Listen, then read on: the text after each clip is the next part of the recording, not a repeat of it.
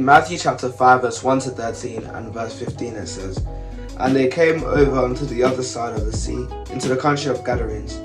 And when he was come out of the ship, immediately there met him out of the tombs a man with an unclean spirit, who had his dwelling among the tombs, and no man could bind him, no, not with chains, because that he had been often bound with fetters and chains, and the chains had been plucked asunder by him, and the fetters broken in pieces.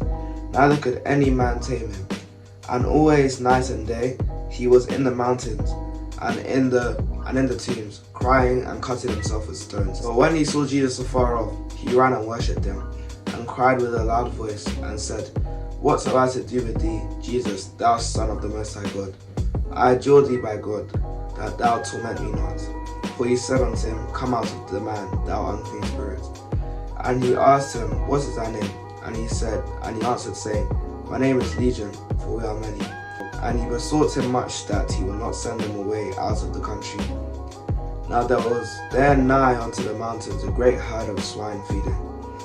And all the devils besought him, saying, Send us into the swine, that we may enter into them. And forthwith Jesus gave them permission. And the unclean spirits went out, and entered into the swine. And the herd ran violently down a steep place into the sea. They were about 2,000, and were choked in the sea.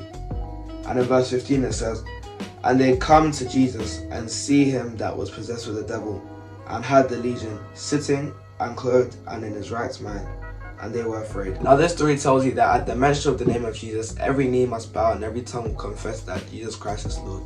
Because this man that had a whole 2,000 demons inside him, and was cutting himself with stones, and even when they tried to bind him with chains and fetters, he broke the chains and fetters. I was crying out loud, acting like a lunatic up and down with the demons inside him. When he saw Jesus, he went to Jesus. Jesus didn't have to come to him. He went to Jesus and called him the Son of the Most High God. He confessed. He bowed down and worshipped Jesus. He confessed that Jesus Christ is Lord. So at the mention of the name of Jesus, there is no power that will not confess that Jesus Christ is Lord and will not be brought to their knees. So there is power in the name of Jesus. So use that power to your advantage, because Jesus has given you that authority to trample upon snakes and scorpions and upon all the powers of the enemy, and nothing shall by any means hurt you.